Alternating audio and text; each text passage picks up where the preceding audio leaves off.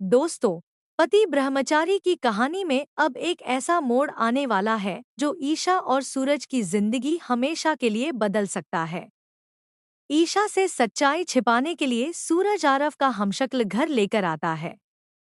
परिक्रमा के दौरान ईशा की नज़र बंटी और सूरज के आदमियों पर पड़ती है, जो जल्दी जल्दी पोस्टर हटा रहे होते हैं। उन पोस्टरों पर साफ लिखा होता है, सूरज दादा भाई। ईशा यह सब अपनी आंखों से देख लेती है, लेकिन तुरंत कोई सवाल नहीं करती। वह तय कर लेती है कि पहले पूरी सच्चाई सामने आने देगी। 24 घंटे पूरे होते ही ईशा को अपनी ड्यूटी के लिए पुलिस स्टेशन जाना होता है। लेकिन सूरज नहीं चाहता कि ईशा उससे दूर जाए। उसे डर होता है कि आज वह ऐसा सच जान जाएगी, जिसके बाद शायद वह हमेशा के लिए उससे नाराज हो जाए। इसी वजह से सूरज हर बहाने से ईशा को रोकने की कोशिश करता है। वह उसे दही शक्कर खिलाता है, उसकी आरती उतारता है, नजर उतारता है और भावुक होकर कहता है, मुझे आपकी बहुत याद आएगी।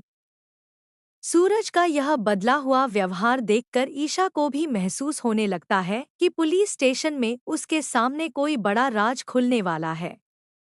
मुस्कुराते हुए वह सूरज से कहती है, अगर इतना ही मिस करोगे तो मेरे साथ पुलिस स्टेशन चलो।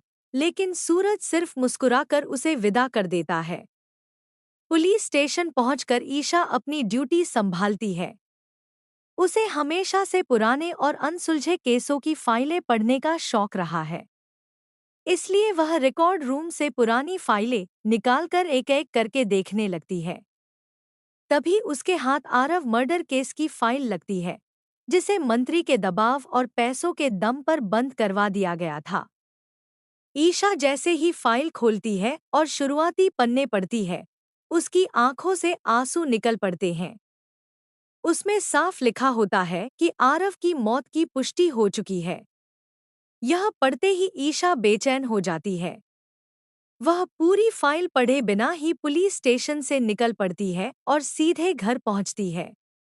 घर का दरवाजा खुलते ही ईशा की नज़र सामने खड़े आरव पर पड़ती है। आरव बिल्कुल जिंदा और सुरक्षित दिखाई देता है। यह देखकर ईशा पूरी तरह हैरान रह जाती है, क्योंकि कुछ देर पहले ही उसने फाइल में आरव की मौत की पुष्टि पढ़ी थी। उसी समय सूरज और काव्या भी वहां पहुंच जाते हैं।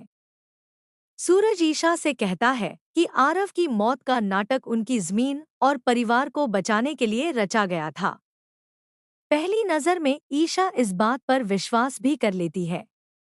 लेकिन क्या सचमुच पूरी सच्चाई इतनी ही है? जरा सोचिए, जब ईशा की नज़र काव्या की मांग पर जाएगी और उसे वहां आरव के नाम का सिंदूर नहीं दिखेगा, तब क्या होगा?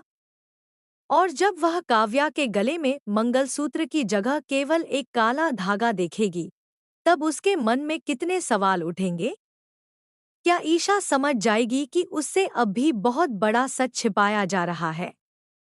क्या सूरज का झूठ ज्यादा देर तक टिक पाएगा? और आखिर आरव की असली कहानी क्या है? इन सभी सवालों के जवाब आने वाले एपिसोड में मिल सकते हैं। अगर आपको यह प्रेडिक्शन पसंद आई हो, तो वीडियो को लाइक करें, चैनल को सब्सक्राइब करें और अपनी राय कमेंट में ज़रूर बताएं। धन्यवाद।